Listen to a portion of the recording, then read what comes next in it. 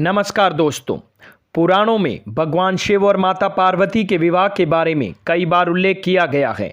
ऐसा भी कहा जाता है कि शिव और पार्वती का विवाह महाशिवरात्रि के दिन संपन्न हुआ था। वैसे महाशिवरात्रि के बारे में कई मान्यताएं हैं। आज हम आपको बताने जा रहे हैं भगवान शिव और माता पार्वती के विवाह की एक कहानी। जी हाँ, पुराणों में ऐसा दावा किया गया है कि महाशिवरात्रि के पर्व पर ही भगवान शिव और माता पार्वती का विवाह हुआ था। तो चलिए आज आपको भी अवगत कराते हैं इस खूबसूरत कथा के बारे में। माता पार्वती भगवान शिव से विवाह करने की इच्छुक थी। सभी देवतागण भी इसी मत के थे कि पर्वतराज कन्या पार्वती का विवाह शिव से ही होना चाहिए। देवताओं ने कंदर्प को पार्वती की मद करने के लिए भेजा, लेकिन शिव ने उन्हें अपनी तीसरी आंख से भस्म कर दिया।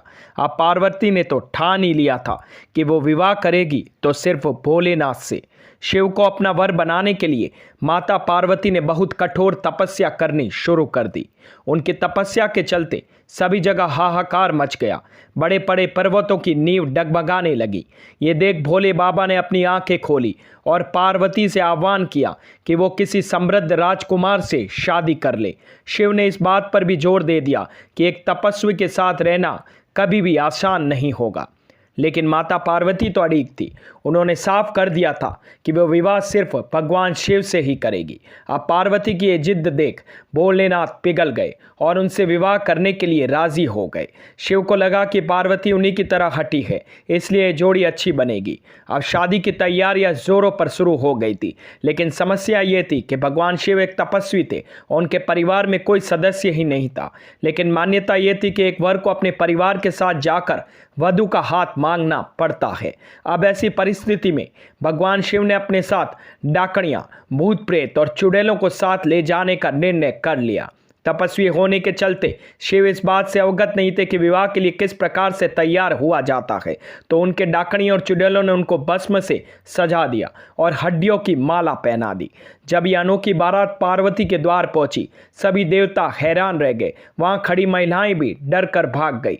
भगवान शिव को इस विचित्र रूप में पार्वती की मां स्वीकार नहीं कर पाई। उन्होंने अपनी बेटी का हाथ देने से उन्हें मना कर दिया। स्थितियां बिगड़ती देख पार्वती ने शिव से प्रार्थना की कि वो उनके रीति रिवाजों के मुताबिक ही तैयार होकर आए। शिव ने उनकी प्रार्थना स्वीकार कर ली और सभी देवताओं को फरमान दिया कि वो उनके खूबसूरत रूप से तैयार करें। यह सुन सभी देवता हरकत में आ गए और उन्हें तैयार करने में जुट गए। भगवान शिव को देवीय जल से नहलाया गया और रेशम के फूलों से सजाया गया।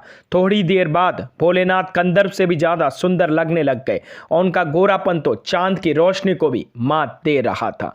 तो दोस्तों, कैसी लगी मेरी ये जानकारी? अगर मेरी ये वीडियोस आप लोगों को पसंद आते हैं तो प्लीज़ लाइक शेयर सब्सक्राइब करना ना भूलें और हाँ, कमेंट करना भी ना भूलें। धन्यवाद।